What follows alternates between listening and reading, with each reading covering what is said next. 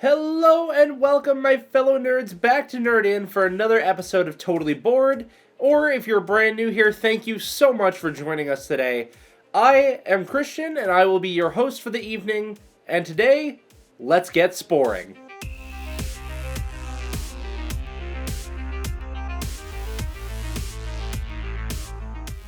Today we are going to be talking about my number one game of all time as of my top 10 games of 2024. We are discussing Mycelia, as I'm sure you could probably already tell by the title, which is why you clicked on this video. So Mycelia is a mushroom strategy game, and it delivers on that very well. But before I get too deep into that, I'm going to go through this by giving you an overview of the game and roughly how it plays. I'm going to go into my dislikes about it, the cons of the game, and then I'll go over about the things I do like about it or the pros. So let's go ahead and get started with this review by talking about how Mycelia plays. So in this game, you are a mushroom colony that's trying to expand.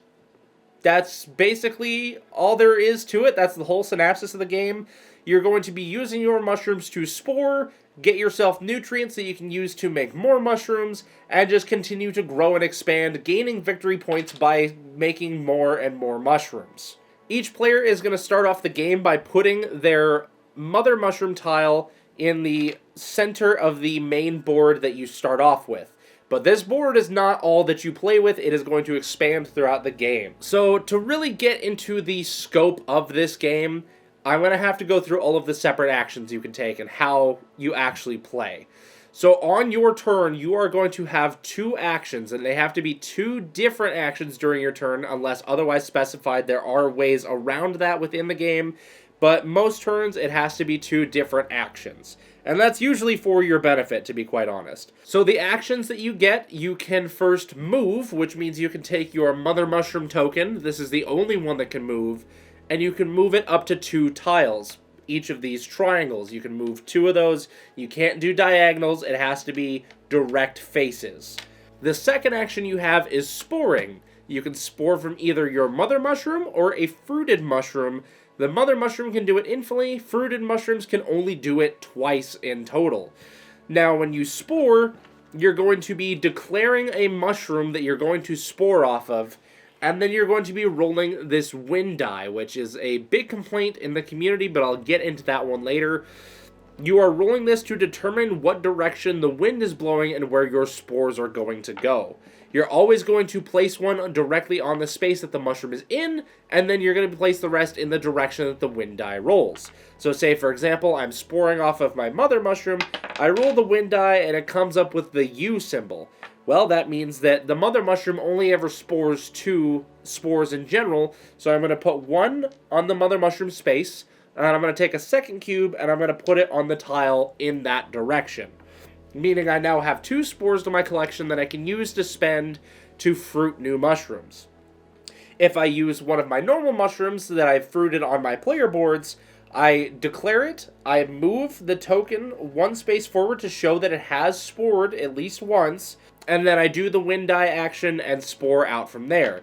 So when it comes to sporing a fruited mushroom instead of your mother mushroom, the amount that you're going to spore is dictated on the bottom right of these cards to show how many spores it's going to put out. You have cards that spore from 1 to 4, so be ready to plan ahead with that one. So the next action that ties into that is fruiting, which fruiting a mushroom means that you have mushroom cards in your hand, and you have nutrients on the board that match what that mushroom needs as dictated on the left side of the card.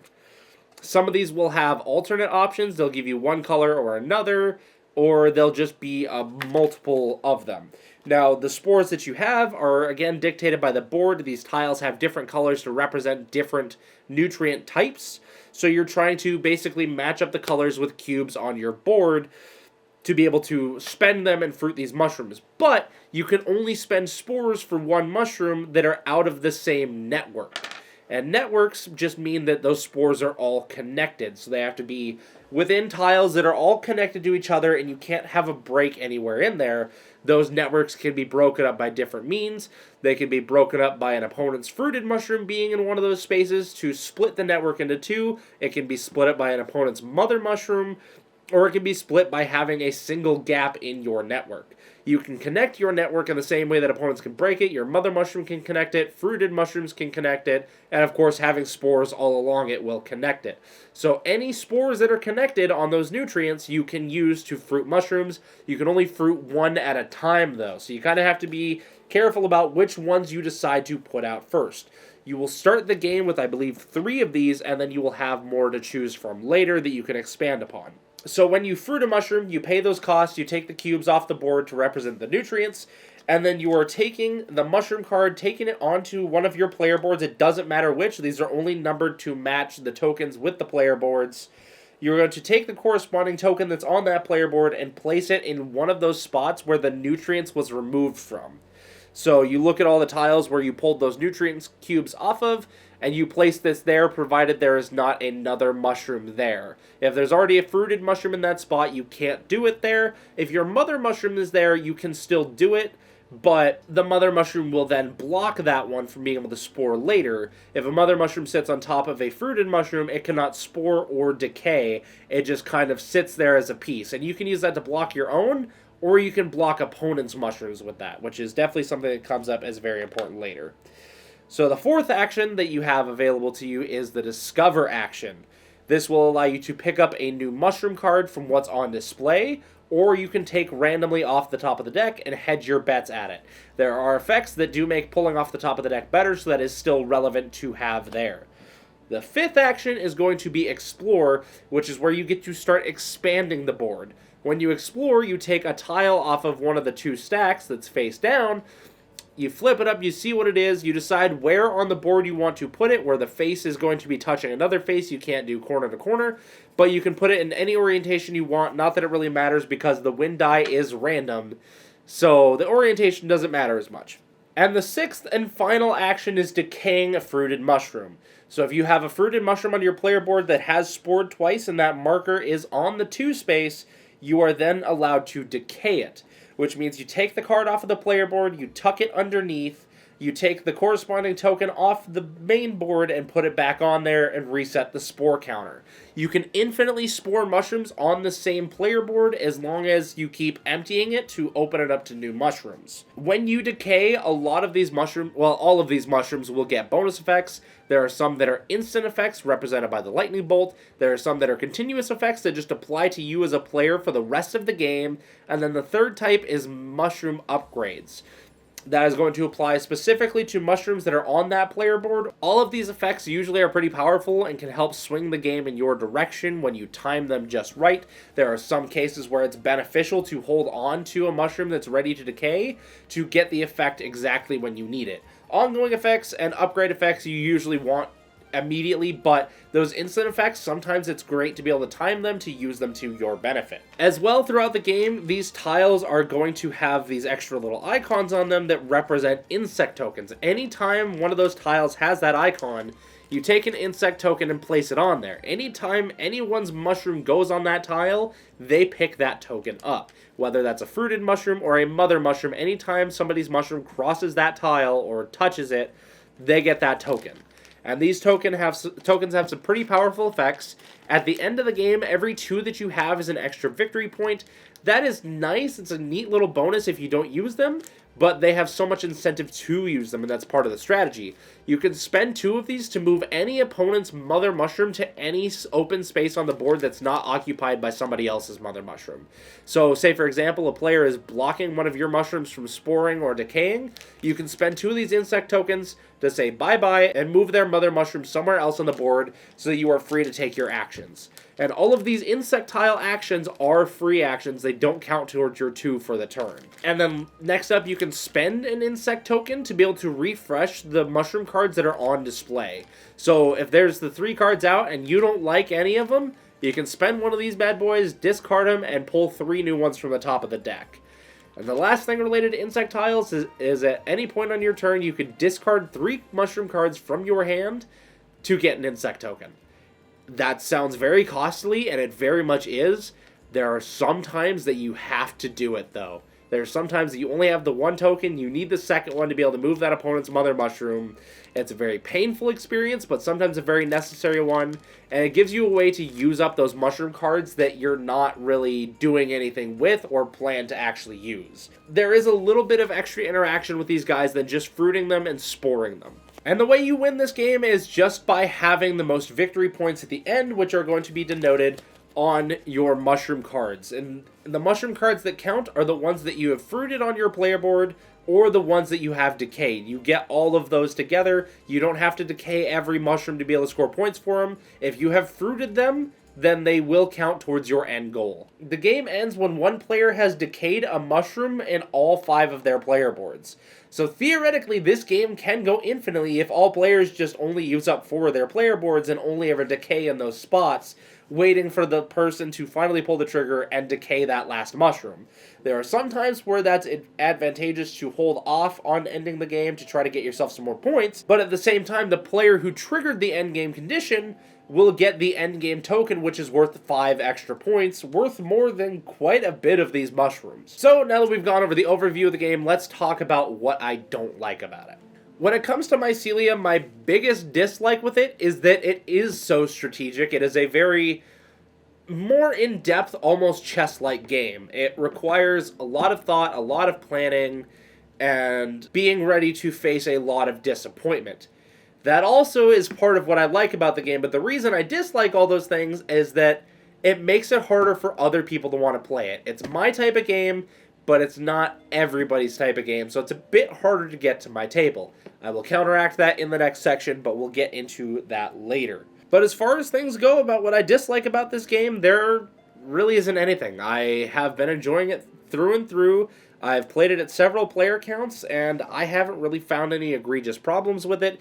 Yes, again, there is that idea that the game technically can go on almost infinitely, but there is pretty much never a reason for it to. Usually you're trying to end the game as fast as you can, so you get that end game bonus, and you're also trying to build up the big mushrooms on the way there. While this game does say it plays in 40 to 90 minutes, it's usually going to be on that lower end, closer to the 40 to 50 minute range, sometimes an hour. If you're playing at the full 4-player count, I can definitely see it going on for a bit longer. Now, for the things I do like about this game, I like the strategy. The strategy shines so much in this game that, once again, I understand why some people don't like it, because it's not one of those, you just sit down, you play it, have a good time. You're actively wanting to get in the midst of this and truly compete. It forces that competitive nature out of you, even if you didn't think you had it. I'm usually a cozy gamer. That is my go-to type of game, is a cozy game, one that I can just sit back, relax, do my best at, but not really have to force myself to think too hard on it. With this game, there are layers. It seems simple on the surface. You have 2 actions every turn out of those 6 that are available. And that seems simple, very simple on the surface, and the gameplay itself is simple.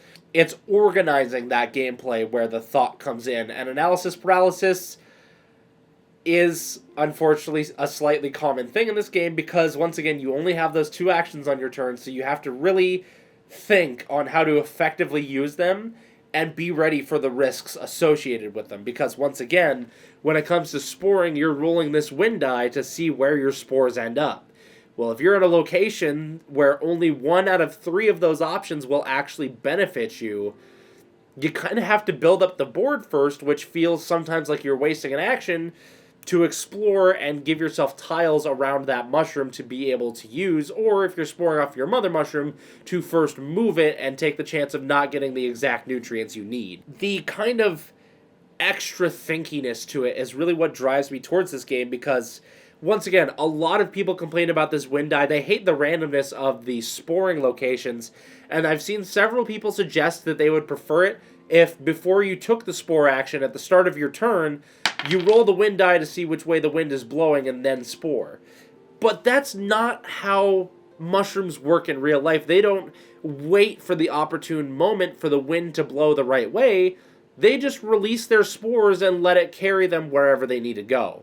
So that really breaks the thematic feel of it for me, and honestly, it breaks the strategic element of it, because part of the strategy is you have to prepare for the wind die going wrong. Like I said, if you're on a space where not every direction is going to benefit you, you need to be prepared to take actions to make sure that it still benefits you. For example, if there's a direction that blows right into your opponent's side of the board where it's going to give them more nutrients to work with, well, you better move your mother mushroom to be able to block their stuff so that way those nutrients are still yours. But that's taken up an action and you wanted to spore and decay in this turn, but now you can't because you have to use one to move, and that's part of the strategy around it is you have to plan around not just what you're going to do and how you're going to mitigate the risks of the wind die, you're also watching what your opponents are going to do. And the fact that they can steal your resources at any given moment gives you that extra layer because you have to be ready to think, well, if my spores go this direction, they aren't going to be mine for very long. Any player can take them as long as they have a commanding piece on that tile, whether it be a fruited mushroom or a mother mushroom. The mother mushroom trumps all, but a fruited mushroom trumps spores. So you do have to be prepared for that, and having to think that far ahead is something that just gives my brain that delicious itch for having to actually work out a plan and not just go somewhere and hope for the best in a lot of those cozy games where you're moving along, you're still strategizing, but you're not thinking as deeply as you are in a game like this. And I gotta say, even the solo mode for this game has a lot of strategy to it. And that's another big complaint that people have had, because you have the Sportima in the solo player game where you're still competing to get your mushrooms out and score as many points as possible. The Automa only scores 5 points for each of its mushrooms. It doesn't get specific mushroom cards to actually get points off of and spore differently. All of its plays are dictated by a set of cards, which is kind of a standard for a lot of Automas nowadays, but this gives you the list of all of the actions in the game and a priority order in which the Automa is going to try to take those actions. And it really kind of gives you a guideline for how to strategize yourself. Before playing with this as a group, I recommend trying the solo mode to see what the Automa does and kind of get its actions and responses based on that and learn from that. Because the Automa it's not fully optimized, but it gets you a good start into learning how to optimize. But once again, it still comes into this phase of planning of you have a sort of area control style going on where the Automa is going to end up blocking your stuff at some point, and a lot of people suggested that it was too easy to just block the Automa's resources and then it couldn't do anything. But I tried doing that and I found myself without anything for myself to do. I didn't really have a whole lot of places to put my mushrooms because I was so focused on blocking their stuff that it was just rough. And I think when they were exploring the solo player mode, some people missed details about the Automa in there, that you are supposed to make plays that are going to benefit the Automa, even if it's not directly listed on here. And one of those includes using those insect tokens. If they gather insect tokens and you're using your mother mushroom to block their nutrients, they are going to use those insect tokens to kick you off of that spot and get their mushrooms back. So it's not as simple as just blocking what they have and going from there. And the Automa still interacts in very neat ways, and I do enjoy it. It's not the best that I've ever seen, but it is definitely up there in terms of performance, and I do enjoy the way that it plays. Like I said, everything it does is dictated on these cards, and it does interact with the actual board itself, even exploring and doing that sort of things. It doesn't discover, which is kind of odd, because there are effects that allow you to steal cards from your opponent, so I kind of think it would have been alright to have a discover option on there, but I understand why it's not. But from every angle of this game, I find nothing but just in-depth strategy, and yes, there is a sort of luck to it, but that's part of the risks of playing strategy.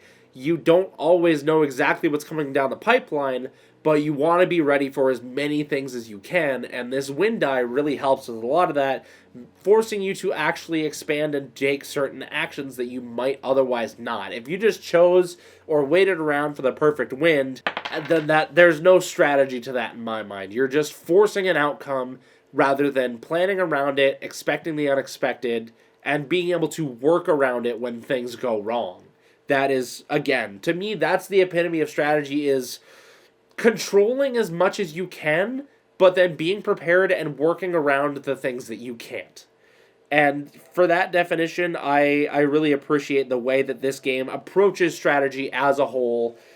and I appreciate everything that it offers to the table. Not to mention, I also love it because it's a mushroom game. Like I mentioned in my collection video, I was in the market for a mushroom game. This was the one that presented itself to me. I got it, and I have fallen deeply in love with it. And it may not live in my number one spot on my top 10 list forever, but it will still hold a very good place in my heart and will still at least be in my, most likely my top 20 games for a long time, even if it doesn't live in that top 10 list. But I very highly rate this game. I would give it a solid 10 out of 10. I know a lot of people that disagree with me on that. It has flaws, but that's part of the beauty to it, is being able to work around those flaws. So let me know what you guys think of this review today. Hopefully it helped you. If you have played this game before, let me leave a little mini review from you down there. I would love to hear what you guys think on this game. If you disagree, if you agree, I just love hearing you guys' input. But that's all I got for you today. Thank you so much for tuning in. As always, we hope you enjoy your stay, and we'll see you next time. Peace out.